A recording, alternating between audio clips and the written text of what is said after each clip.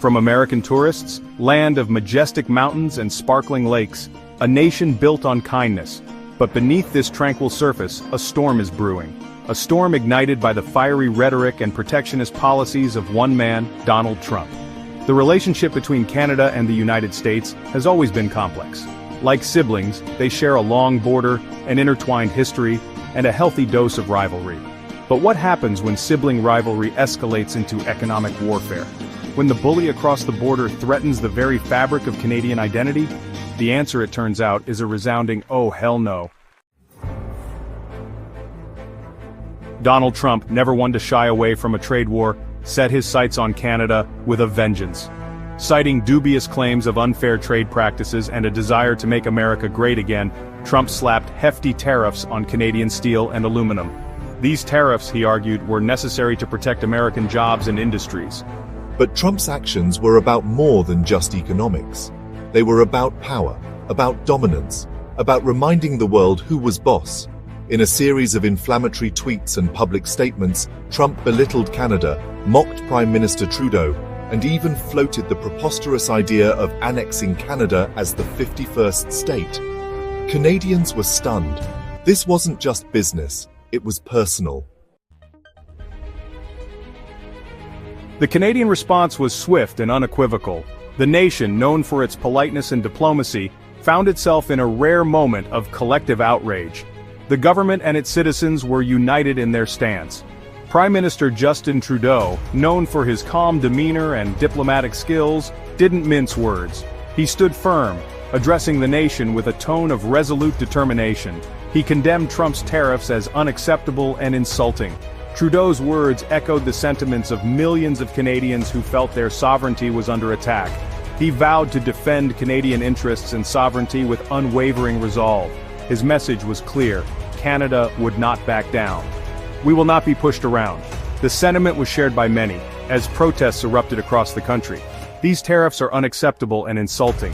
The people's voices were loud and clear, resonating through the streets and social media. Canada will always stand up for our workers and our country. The unity among Canadians was palpable as they rallied to protect their economic interests and national pride. Across Canada, a wave of outrage and defiance swept the nation. The collective spirit of resistance was evident in every corner of the country. From bustling cities to small towns, Canadians rallied together, united in their opposition to Trump's bullying tactics. The sense of community and shared purpose was stronger than ever. Protests erupted in the streets, with citizens waving Canadian flags and chanting slogans like, "Hands off Canada," and "We stand on guard for thee." The energy was electric, and the message was unmistakable. The message was clear. Canada would not be intimidated. The resolve of the people was unshakable, and their determination to protect their nation was unwavering. Hands off Canada! The chant echoed through the streets, a powerful declaration of national pride and resistance. "We stand on guard for thee." The anthem, sung with fervor, encapsulated the spirit of a nation ready to defend its values and sovereignty. The Canadian resistance quickly spilled over into the digital realm, where the power of social media became a crucial tool in their arsenal. Social media platforms became virtual battlegrounds, with Canadians taking to Twitter, Facebook, and Instagram to express their anger and mobilize support for a boycott of American goods and services. These platforms allowed for rapid dissemination of information and coordination of efforts, making it easier for people to unite under a common cause. The hashtag #BoycottUSA trended nationwide as Canadians shared stories, organized protests, and urged each other to take a stand. The hashtag became a symbol of resistance, a rallying cry that echoed across the country, amplifying the voices of those who felt marginalized and unheard. The boycott targeted a wide range of American products and businesses, from iconic brands like Coca-Cola and McDonald's to popular tourist destinations like Disney World and Las Vegas. This economic resistance aimed to hit the United States where it hurt the most, in its pocketbook. Canadians canceled vacations, deleted their Airbnb accounts, and sought out Canadian alternatives to their favorite American products. This movement was not just about economic impact, it was about making a statement and showing solidarity. The message was clear. If Trump wanted a trade war, Canadians were prepared to fight back with their wallets. This digital battle cry resonated deeply, showcasing the power of collective action and the importance of standing up for one's beliefs in the face of adversity. The Canadian boycott, fueled by a potent mix of patriotism and indignation, hit the U.S. economy where it hurt.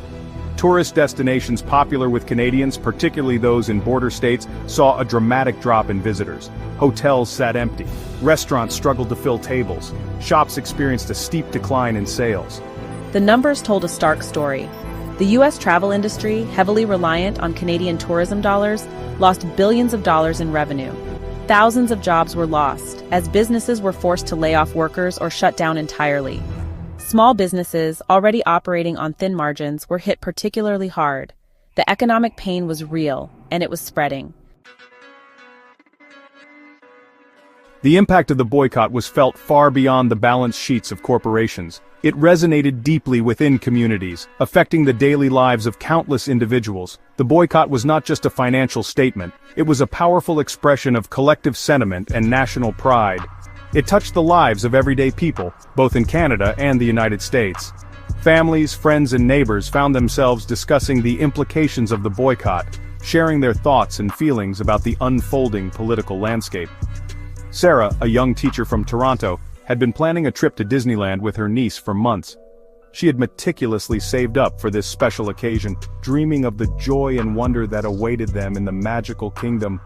It was a dream vacation, a chance to create magical memories that would last a lifetime. The excitement in her niece's eyes whenever they talked about the trip was palpable, making the anticipation even more thrilling. But as she watched the news reports about Trump's tariffs and his increasingly hostile rhetoric towards Canada, she felt a growing sense of unease. The political climate was shifting, and it was impossible to ignore the tension that was building between the two nations. I couldn't in good conscience give my money to a country that was actively trying to harm my own, she explained.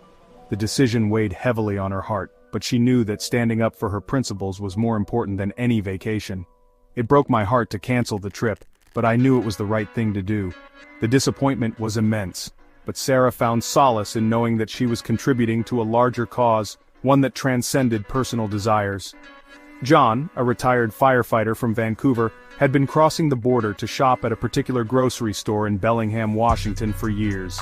The routine had become a cherished part of his life, offering both economic benefits and social interactions that he valued deeply.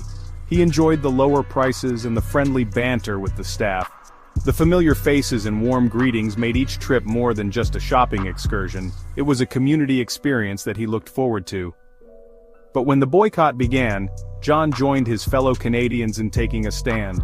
The sense of unity and shared purpose was invigorating, and he felt a renewed sense of patriotism as he participated in the collective effort. It wasn't easy at first, he admitted. The change disrupted his routine and required adjustments that were sometimes inconvenient.